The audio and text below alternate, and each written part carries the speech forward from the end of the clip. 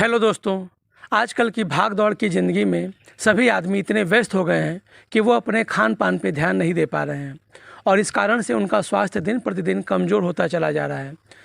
और वो अपने काम धंधे में इतने व्यस्त हो गए हैं कि वो आजकल फ़ास्ट फूड पे ही डिपेंड कर रहे हैं और फ़ास्ट फूड खा कर के ही अपना काम कर पा रहे हैं, क्योंकि उनको शुद्ध घर का खाना और अच्छा खाना खाने का फुर्सत ही नहीं मिल पा रहा है। इसलिए वो पिज़्ज़ा, बर्गर, कोल्ड ड्रिंक्स आदि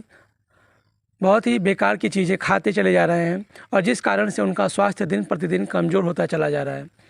और स्वास्थ्य कमज़ोर होने का एक प्रमुख कारण है उसके शरीर में कोलेस्ट्रॉल का बढ़ना।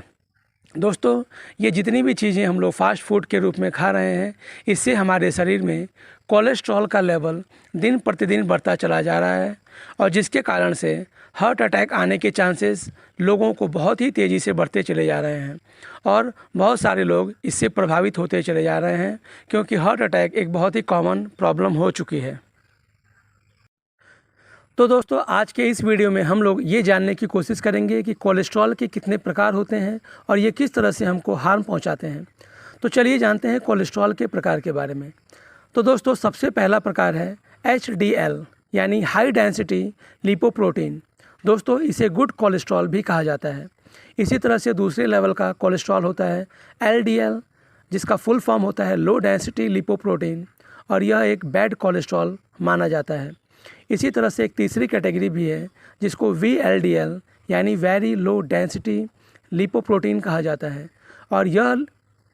लिपोप्रोटीन भी वेरी बैड कोलेस्ट्रॉल की कैटेगरी में रखा जाता है।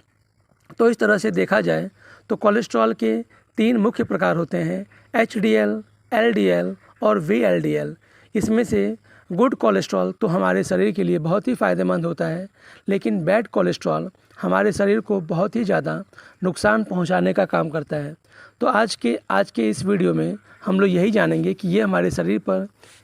किस तरह से हानि पहुंचाता है और हमारे स्वास्थ्य को किस तरह से प्रभावित कर सकता है। दोस्तों, हाई डेंसिटी लिपोप्रोटीन यानी गुड कोलेस्ट्रॉल हमारे शरीर के तमाम काम करने के लिए हेल्पफुल होता है। इससे हमारे शरीर में पित्त रस का निर्माण होता है, हार्मोन्स का डेवलपमेंट होता है, जिससे हमारे शरीर के बहुत ही सारे फंक्शंस परफॉर्म हो पाते हैं। लेकिन हमारे शरीर में पाए जाने वाले बैड कोलेस्ट्रॉल जो हमारी लीवर से जनरेट होते हैं, हमारे शरीर में जगह जगह स्टोर हो करके और जगह जगह उनका डिपोजिशन होने लगता है, जिस कारण से ये हमारे शरीर के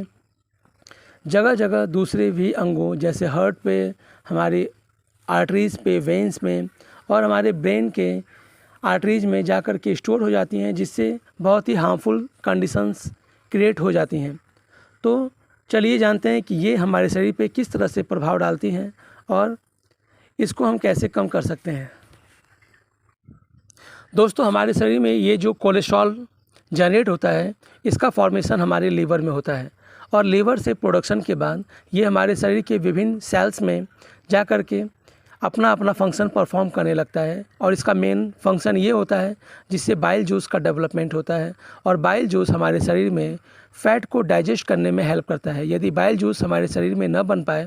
तो हमारे शरीर में किसी भी तरह के फ़ैट का डाइजेशन नहीं हो पाएगा और हम फ़ैट को पचा नहीं पाएंगे। इसके अलावा हमारे शरीर में बहुत सारे हार्मोन्स का फॉर्मेशन करने में भी ये कोलेस्ट्रॉल बहुत ही ज़्यादा इम्पॉर्टेंट होते हैं। तो हाई डेंसिटी लिपोप्रोटीन यानी गुड कोलेस्ट्रॉल और बैड कोलेस्ट्रॉल, दोनों कोलेस्ट्रॉल का डेवलपमेंट हमारे लीवर में होता है, लेकिन लीवर में बनने के बाद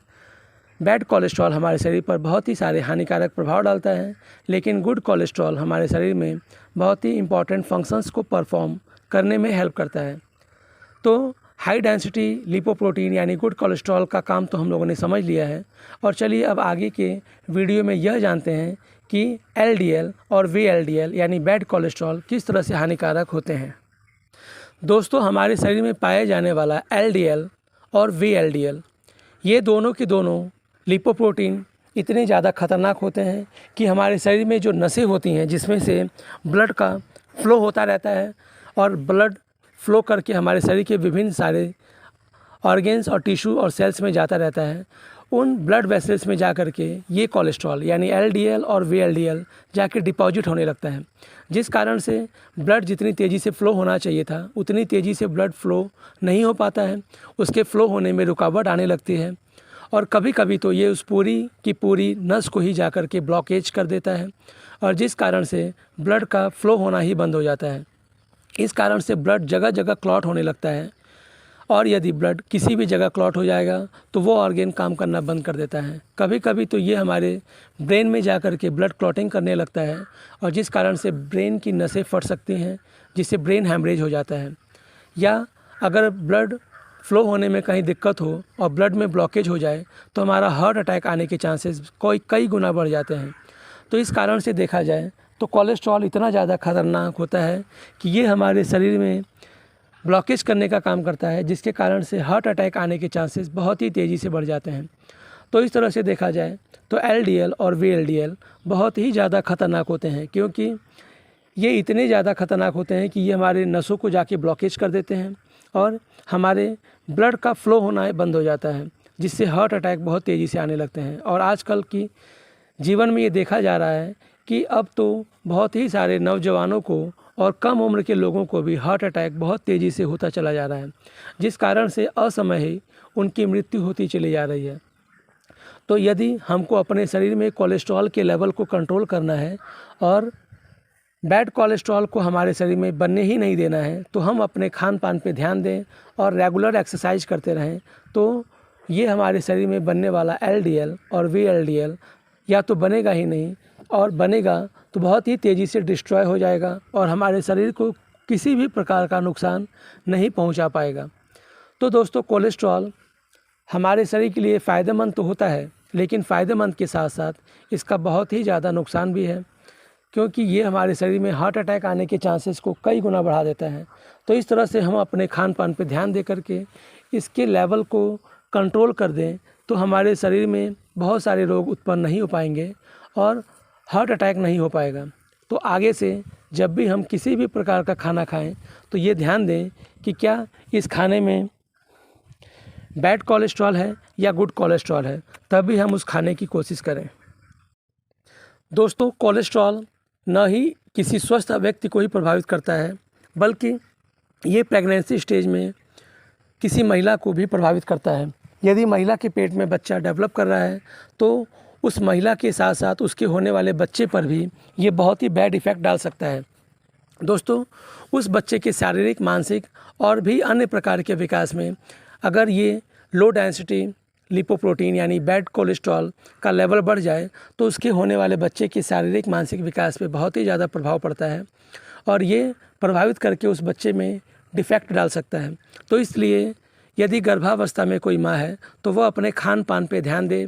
तो इस तरह से वो अपने स्वास्थ्य को और आने वाले बच्चे के स्वास्थ्य को बहुत ही अच्छे तरीके से बचा सकती है। तो दोस्तों, यदि हमें रेगुलर अपने सेहत को बचाना है और डॉक्टर के पास नहीं जाना है तो हम इस कोलेस्ट्रॉल को कंट्रोल करके अपने ब्रेन, अपने हार्ट और बाकी के ऑर्गन को भी हमेशा स्वस्थ रख सकते हैं और किसी भी गंभीर बीमारी से और हार्ट अटैक आने से बचे रह सकते हैं। तो आज के इस वीडियो में हम लोगों ने बहुत ही इंपॉर्टेंट बात पर चर्चा की। उम्मीद है आपको यह वीडियो ज़रूर पसंद आया होगा, तो इसे सब्सक्राइब ज़रूर करें।